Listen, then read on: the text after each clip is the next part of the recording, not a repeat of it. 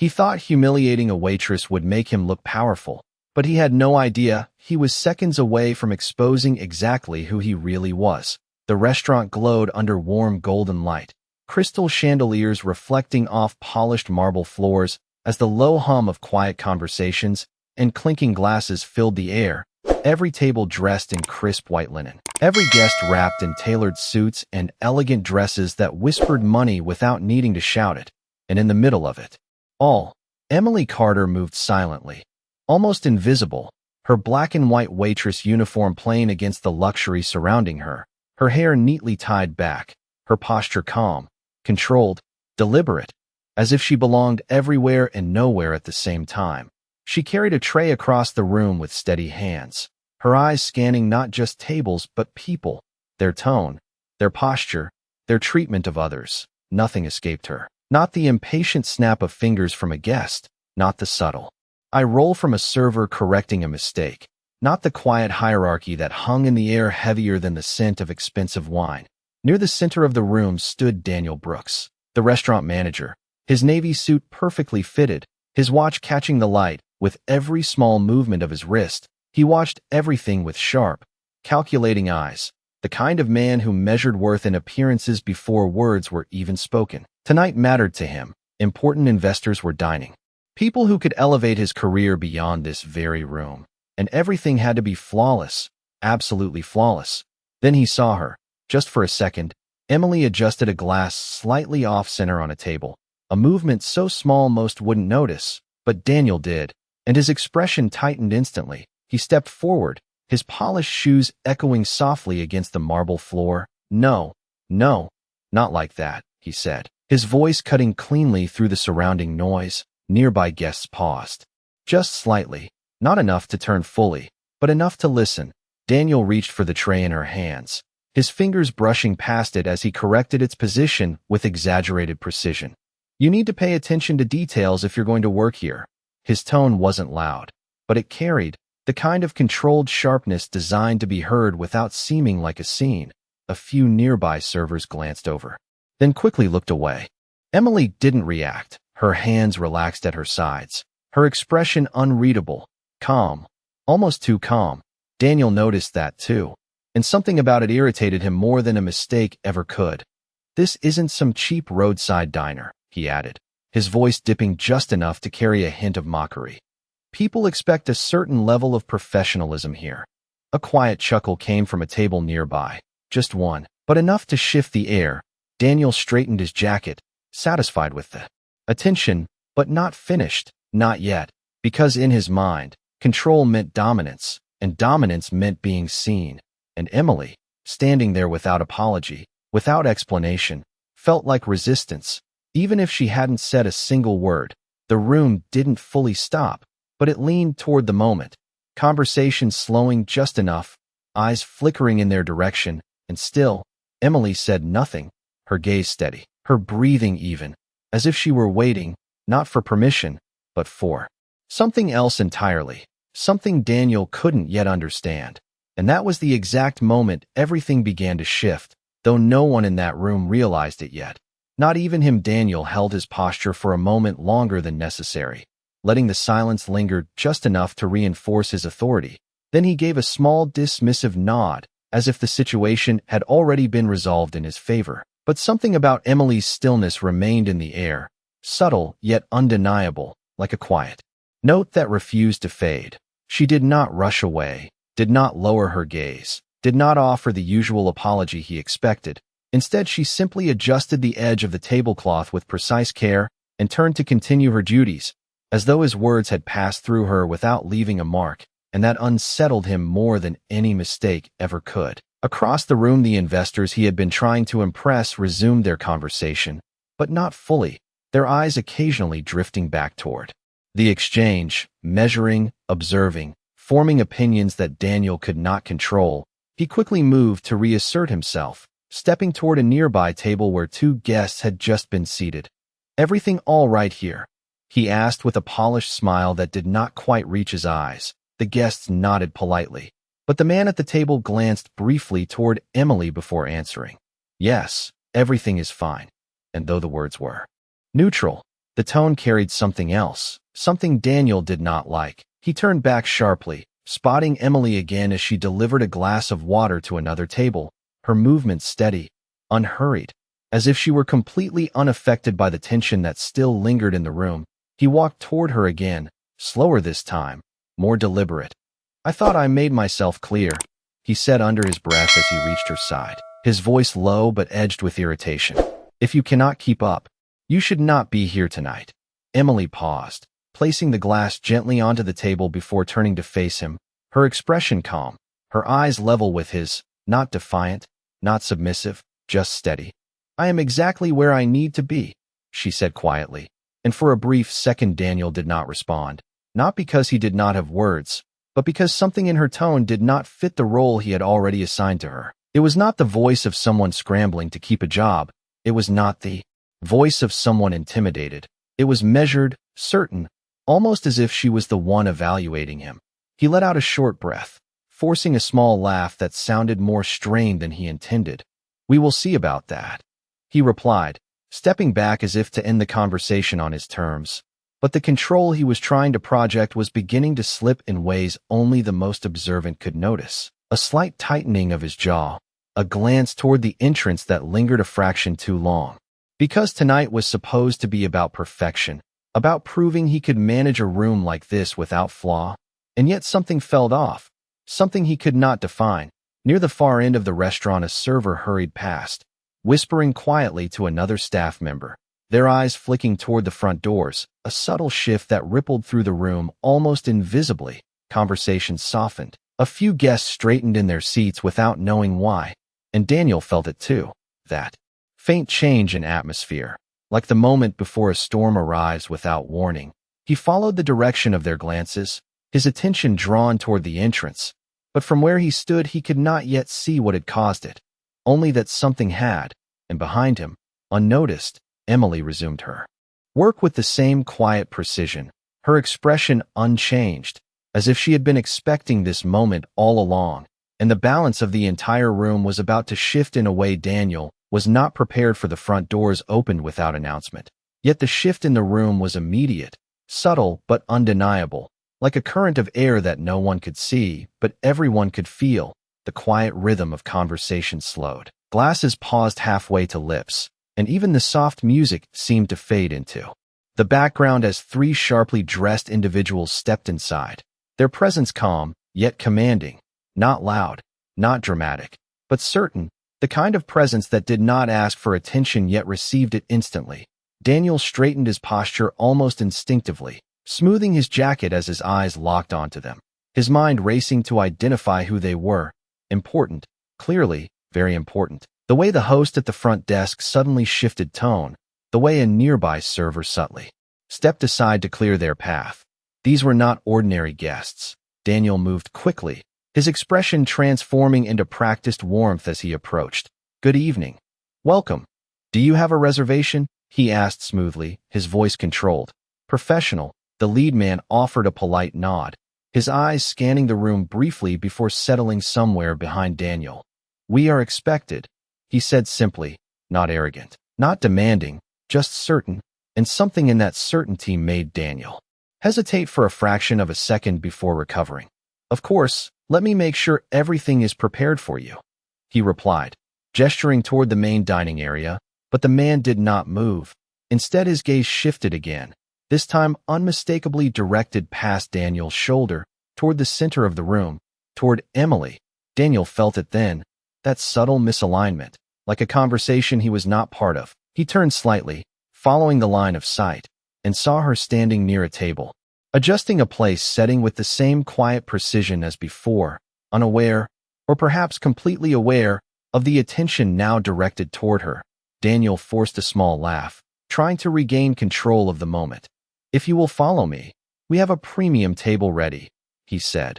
But the second man stepped forward slightly, his voice calm. "We will wait." And just like that, the momentum shifted. Daniel blinked, caught off guard. "I am sorry," he asked. The third person, a woman with a composed expression, spoke next. "We are here for Ms. Carter," she said, and the name hung in the air like something heavier than sound. Daniel's smile faltered, just slightly. I believe you may have the wrong, he began, but his voice trailed off as the first man stepped past him without permission, his polished shoes echoing softly against the marble floor as he walked directly toward Emily. Each step measured, unhurried, deliberate. The room followed him without realizing it. Conversations fading completely now, attention shifting in a single direction. Daniel turned fully this time, watching as the man approached the very waitress he had dismissed moments earlier. Emily looked up as he stopped in front of her, her expression unchanged, calm, steady, as if nothing about this moment surprised her. The man inclined his head slightly, a gesture of respect so subtle, yet so clear that it sent a ripple through everyone watching. "Ms. Carter," he said, his voice carrying just enough to reach the surrounding tables. "The board has been waiting for you." And in that instant, the air in the room seemed to collapse into silence, complete, absolute. Daniel felt something drop in his chest, not understanding fully yet, but sensing with growing clarity that the situation he believed he controlled had already moved far beyond him. Emily placed the folded napkin down with care, her movements unhurried, her posture unchanged. Then she turned, not toward the man, but slightly, just enough for her gaze to meet Daniel's across the room. And there was no anger there, no triumph, just a quiet, undeniable certainty that made everything he had said moments ago echo louder than it ever had before. And for the first time that night, Daniel Brooks had no idea what to say next. The silence did not break. It deepened, stretching across the room until even the faint clink of glass seemed out of place.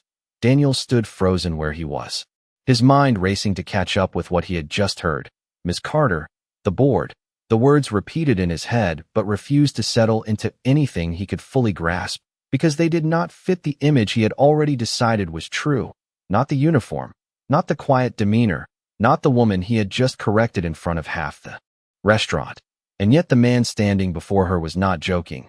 His posture made that clear, the slight inclination of his head, the measured respect in his tone.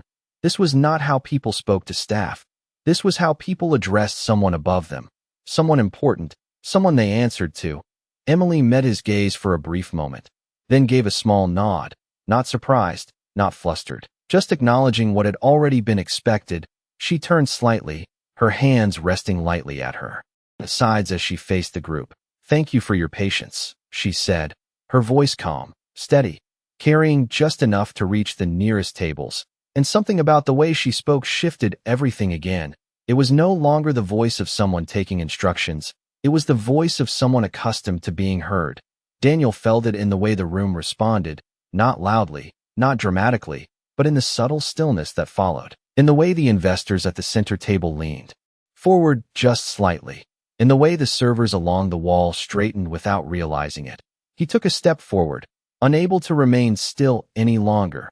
"Excuse me," he said, forcing his voice back into control, though it carried a tension that had not been there before. "There seems to be some confusion."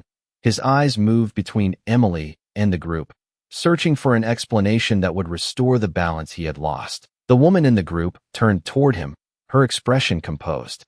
"Professional, there is no confusion," she replied, her tone even. "We are here for Ms. Emily Carter, Chairwoman of Carter Group." And the title landed with a weight that could not be ignored. Daniel's breath caught, just slightly, but enough that he felt it. Chairwoman.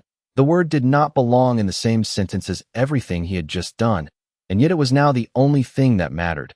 The man beside her added quietly, "We have a scheduled review of operations this evening," his eyes briefly scanning the room before returning to Emily. She requested to observe firsthand. Observe. The word echoed differently, sharper, more precise. Daniel's gaze snapped back to Emily, and for the first time he saw what had been there all along but hidden behind his assumptions. The composure, the awareness, the quiet authority that did not need to announce itself. She had not been blending in. She had been watching, measuring, evaluating, and every word he had spoken, every gesture he had made, had not been directed at a waitress, but performed in front of someone who had been assessing him the entire time. The realization unfolded slowly but completely, like a door opening that could not be closed again. The room remained silent, not because people were told to be, but because something had shifted beyond ordinary interaction. This was no longer a restaurant scene. It was something else entirely, something with consequences. Emily took a small step forward, not dramatic, not forceful, but enough to draw the focus back to her. Her eyes met Daniel's again, steady, clear, and in that gaze there was no anger, no immediate judgment, just a quiet understanding that made his earlier words feel louder than they ever had. And in that moment, Daniel Brooks realized that everything he had tried to control had already been seen, and nothing he said next could undo it. Daniel's throat tightened, the carefully constructed confidence he had carried all evening now cracking beneath the weight of what stood in front of him. He opened his mouth as if to speak, but no words came immediately, because every instinct that once guided him now felt unreliable. Every assumption he had made just minutes ago now stood exposed under a different light. The room remained still, not a forced silence, but one built on anticipation, on the quiet understanding that something significant was unfolding. Emily did not rush the moment. She did not raise her voice. She did not demand attention, and yet all attention remained on her. Effortlessly, she took another step forward, her posture unchanged, her gaze steady, and when she finally spoke, her voice carried a calm clarity that reached every corner of the room. "I asked for tonight's schedule to remain exactly as it is," she said, her eyes briefly shifting toward the group beside her. "I wanted to see the experience as it truly is, not as it is presented when people know they are being watched." The words settled slowly, deliberate, and Daniel felt them land heavier than any reprimand could have, because they were not directed only at him. They were directed at everything he believed he had been managing perfectly. The man beside her gave a slight nod, confirming her statement without adding to it, reinforcing that this moment had been planned, intentional, and Daniel had unknowingly walked directly into it. "Miss Carter has personally reviewed several of our locations over the past year," the woman added, her tone composed. "Tonight was part of that process." Daniel swallowed, forcing himself to regain some sense of control. "If there has been any misunderstanding," he began, his voice carefully measured now, stripped of the sharp edge it once carried, "I assure you that we maintain the highest standards here." Emily's gaze returned to him, not interrupting, not dismissing, simply listening, and that silence forced him to continue. "Our team is trained to deliver exceptional service at all times," he added, though the words sounded different now, less certain, more like something he was trying to convince himself of rather than her. Emily held his gaze for a moment longer, then spoke softly. "I agree. That is the expectation," she said, and the way she said it made it clear that expectation and reality were no longer aligned. She turned slightly, her eyes moving across the room, taking in the guests, the staff, the subtle tension that still lingered. "But expectations are not proven when everything goes smoothly," she continued, her voice steady. "They are revealed in how people are treated when something seems small, when no one important appears to be watching." A quiet shift moved through the room, not audible, but felt, like a collective realization settling in. Daniel's posture stiffened, because he knew exactly what she meant. He could see it now from her perspective. The moment he chose to correct, the tone he used, the way he allowed others to witness it, believing it reinforced his authority, when in reality it revealed something else entirely. Emily took a slow breath, not out of hesitation, but as if giving the moment the space it deserved. "Tonight," she said, her voice calm but unmistakably firm, "I was not testing your service standards." She paused, just long enough for the weight of her next words to build. "I was observing your leadership."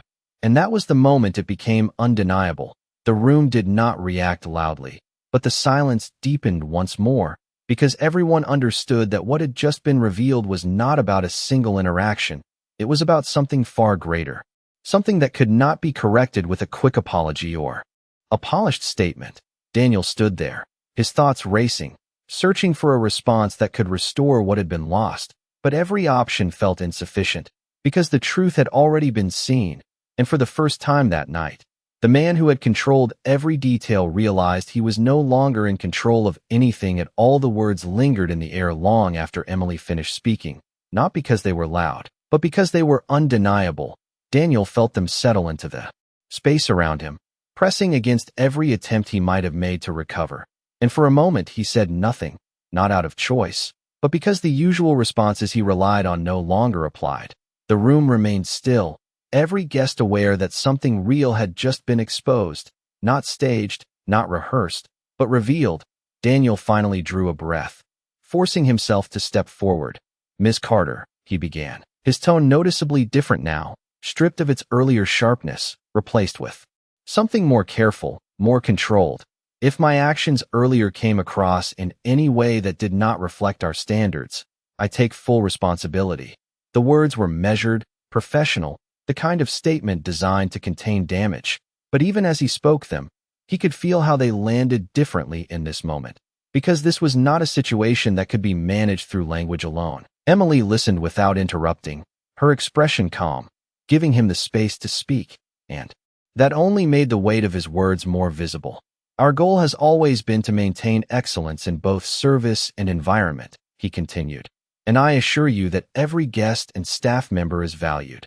A subtle shift moved through the staff standing along the wall. A few glances exchanged, not openly, but enough to suggest that those words had not always felt true in practice. Emily noticed, not reacting outwardly, but absorbing everything. Daniel finished, his posture straight, waiting, hoping for acknowledgement, for some indication that his response had restored even a fraction of control. But Emily did not respond immediately. She allowed the silence to settle again, not as a tactic, but as a natural pause. And in that pause, the contrast between what had been said and what had been witnessed became impossible to ignore. She took a slow step forward, her gaze steady on Daniel. "Accountability is important," she said quietly, her voice even. "But it begins long before a moment like this." Her eyes moved briefly across the room, acknowledging the presence of others without addressing them directly. "It shows in the smallest interactions, the ones that seem insignificant at the time." Daniel felt a tightening in his chest, because he knew exactly which moment she was referring to, and he could not undo it, could not reframe it, could not present it differently now that it had been seen for what it was. Emily continued, "Leadership is not defined by how smoothly things appear when everything is working," she said. "It is defined by how people are treated when there is no pressure to perform, when there is no expectation of being observed." The words were not harsh, but they carried a clarity that left no room for interpretation. The man beside her remained silent, his presence reinforcing the weight of the moment without needing to add to it. Daniel lowered his gaze briefly, a small movement, but one that would not have happened earlier that evening, because something had shifted, not just in the room, but within him. He looked back up, searching for a way forward. "What would you like us to do moving forward?" he asked, the question genuine now, not strategic, because for the first time he was no longer trying to manage perception. He was trying to understand consequence. Emily held his gaze for a moment, then answered with the same calm certainty. "Start by recognizing that respect is not something that should depend on who you think someone is," she said, her voice steady. "It should be the baseline, not the exception." The room remained silent, but the silence had changed again, no longer tense, but reflective, and in that stillness, the difference between authority and leadership became unmistakably clear. Daniel stood there, absorbing every word, every implication, realizing that what had happened tonight would not be resolved in a single moment, and that the true outcome of this night was only just beginning to unfold. The room did not return to normal. It could not. Something fundamental had shifted, and everyone felt it, not loudly, not dramatically, but in the quiet way people adjusted their posture, the way conversations no longer resumed with the same ease. Daniel stood still for a moment longer, then gave a small nod, not as a performance, but as acknowledgement. "Understood," he said, his voice lower now, more grounded, and for the first time that evening it carried a sincerity that had been absent before. Emily observed him carefully, not searching for perfection, but for authenticity. The difference was subtle yet unmistakable. She turned slightly toward the staff gathered along the edge of the room, her presence drawing their attention without effort. "This is not about a single mistake," she said calmly, her voice carrying across the space with quiet authority. "It is about the culture that allows that moment to happen without hesitation." Several of the staff lowered their eyes, not out of fear, but recognition, because they knew exactly what she meant. The small comments, the assumptions, the way certain guests were prioritized over others, the way respect sometimes shifted depending on appearance. Emily continued. A business can look perfect from the outside and still fail at its core. Her gaze moved briefly across the room, taking in the polished surfaces, the carefully curated environment. Because what truly defines it is not what is displayed, but what is practiced when no one believes they are being evaluated. Daniel listened, every word landing with a clarity that made it impossible to deflect. He glanced briefly toward his team, seeing them differently now, not as roles to be managed, but as people who had been operating within a system he helped shape, and he could see it, the subtle tension, the hesitation, the unspoken understanding that certain behaviors had become normalized. He took a step back, allowing space, not retreating, but repositioning himself within a moment he no longer controlled. One of the servers, a young woman standing near the back, shifted slightly, as if wanting to speak, but unsure if she should. Emily noticed, her attention turning toward her. Go ahead, she said gently, the invitation simple. Without pressure, the server hesitated. For only a second before speaking, her voice quiet but clear. Sometimes it feels like we are told to treat people differently based on how they look. She admitted, the words careful, but honest. The room remained silent as she spoke, because everyone knew it was true. Daniel closed his eyes briefly, just for a moment, absorbing the weight of that statement, not as an accusation, but as confirmation of something he could no longer ignore. Emily nodded slightly, acknowledging the courage it took to say it out loud. And that is exactly what needs to change, she replied, her tone steady, not critical, but firm. She turned back toward Daniel, her gaze direct but not harsh. Leadership sets the tone, whether intentionally or not, she said. People follow what they see, not just what they are told. Daniel met her gaze, this time without defensiveness, without trying to reshape the narrative. Then it needs to change starting with me, he said, the words simple, but this time they did not sound rehearsed. They sounded real, and the difference was clear to everyone in the room. Emily held his gaze for a moment longer, then gave a small nod, not approval, not yet, but recognition of the shift, and in that quiet exchange, the atmosphere of the entire room began to transform, not instantly, not completely, but in a way that suggested that what had happened tonight would not end as just a moment of exposure, but as the beginning of something far more lasting. The air in the restaurant no longer carried tension. It carried awareness, the kind that settles slowly but changes everything once it arrives. Conversations did not resume in the same way. They returned softer, more measured, as if every word now carried a little more weight than before. Emily stood at the center of it all, not elevated, not separated, but undeniably present. Her uniform still simple, her posture still calm. Yet the way people looked at her had shifted completely, not because of what she wore, but because of what had been revealed. Daniel remained where he was, but his stance had changed, no longer rigid with control, but grounded, attentive. He turned slightly toward his team, his voice steady. From this moment on, we treat every guest and every team member with the same level of respect, no exceptions. The words were not loud, but they carried clearly, and more importantly, they carried intention. Several staff members nodded subtly, not out of obligation, but because they felt the difference in how the words were delivered. Emily watched quietly, not intervening, not directing, simply observing the shift as it began to take form. The young server who had spoken earlier straightened slightly, her expression no longer uncertain, but assured, as if something unspoken had finally been acknowledged. Across the room, one of the investors leaned back in his chair, studying the scene with a thoughtful expression, not impressed by perfection, but by what had been revealed beneath it. Emily took a slow step forward, her gaze moving across the room one last time. Change does not happen in a single statement, she said calmly, her voice steady. It happens in what you choose to do next, consistently. Daniel met her gaze, understanding now that this was not a moment to perform, but a moment to commit. Then we will prove it, he replied. The words simple, but grounded in something real this time. Emily held his gaze for a brief moment, then gave a small nod, not as approval, but as acknowledgement of a direction that had finally aligned with intention. She turned slightly toward the group who had arrived with her. Let us proceed with the review, she said, her tone shifting seamlessly back into the role she had always held, the chairwoman, the decision-maker, the observer of systems and people alike. The group followed her without hesitation, their presence no longer disruptive, but integrated into the space, as if they had always belonged there.